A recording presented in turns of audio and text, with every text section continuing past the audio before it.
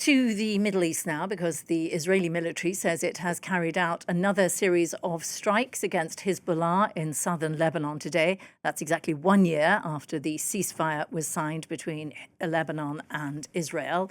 Lebanon's state-run news agency said Israeli aircraft launched a series of raids on Al-Mahmoudiyah and Al-Jarmak in the Jezin area. Israel said in a statement that it had struck and dismantled Hezbollah terror infrastructure in several areas in southern Lebanon. Well, we can take a listen now to the voices of some residents in southern Lebanon. Every day I feel like I can't go on. There is daily shelling and gunfire, as if we're dying every day. We can't move freely or go to our land to cultivate it. Where can we go? It's as if we're dying every day. We live in hardship, and without work, except for what comes from God, no one cares about anyone.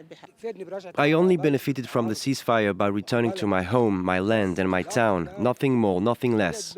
We have no peace of mind, and it seems that this situation will continue for a long time. Well, we can now join our correspondent, Rawad Taha, to find out more on this. Hi, Rawad. We heard there from some of the residents in southern Lebanon. They do not seem to be getting much benefit from this. How would you describe the state of the ceasefire 1 year after its announcement? Now, this is a very fragile ceasefire. In particular, it was, people call it here in Lebanon, a one-sided ceasefire where Hezbollah in particular has stopped firing missiles at northern Israel, but while Israel continues to attack Hezbollah infrastructure, Lebanese territory, and as well as conducts assassinations through airstrikes on a near daily basis, with an escalatory trend over the past few weeks. Now, this is this seems to be an ambiguous ceasefire. So, Israel in particular has violated the ceasefire with its near daily airstrikes, as well with its occupation of 5 hills in southern territories of Lebanon, inside Lebanese land. Lebanon, on the other hand, or Hezbollah in particular, has not fired any rockets or missiles at Israeli territories for the past year. Yet that one clause in the ceasefire, which mentions that the only Lebanese security forces are able to hold any arms or weapons in Lebanon, according to that ceasefire, is the clause that Israel uses to attack Lebanon on a near daily basis. So both parties consider that the second party is not compliant with the ceasefire agreement, but the reality on the ground is that Lebanon has not attacked Israel over the past year, yet Israel has been attacking Lebanon and Hezbollah on a near daily basis. But Lebanon also did not complete disarming Hezbollah. Is there a risk of escalation in the next few weeks? What are diplomats thinking about all of this? So, in particular, over the past few weeks, as I just mentioned, we've seen an escalatory trend in the type and the nature of airstrikes that Israel has been conducting in Lebanon. We've seen an airstrike in Beirut's southern suburbs, very close to the capital, just a few days ago, where Israel assassinated the new chief of staff of Hezbollah, al-Tabtabai, who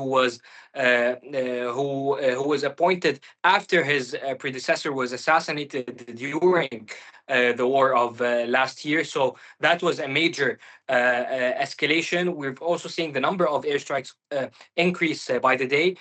Clearly, also Lebanese officials and the president, and as well as other leaders in Lebanon, have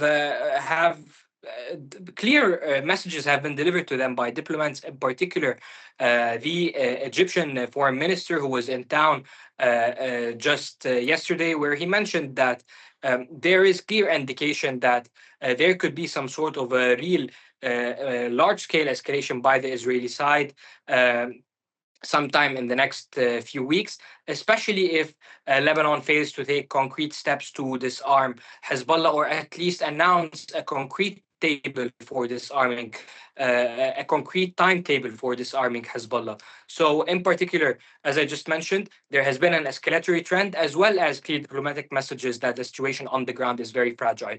I just maybe could ask you one more quick question. Is there a lot of support for Hezbollah amongst residents in southern Lebanon still? So, in particular, most of the residents of southern Lebanon belong to the Shia community.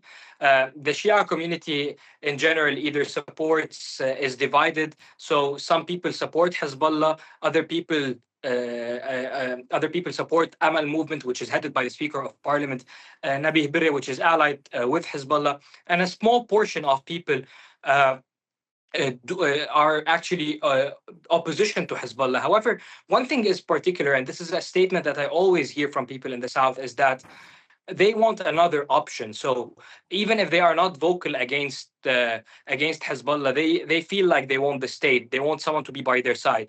And for the past year in particular, given the economic restraints of and the financial situation of Lebanon, the state has tapped in very little when it comes to reconstruction or when it comes to covering up any of the social services which Hezbollah provides to its constituencies. We're talking about a budget of at least $1 billion annually that Hezbollah spends in the Lebanese economy. So part of that support is actually just part of the social safety net that Hezbollah provides to people of the South.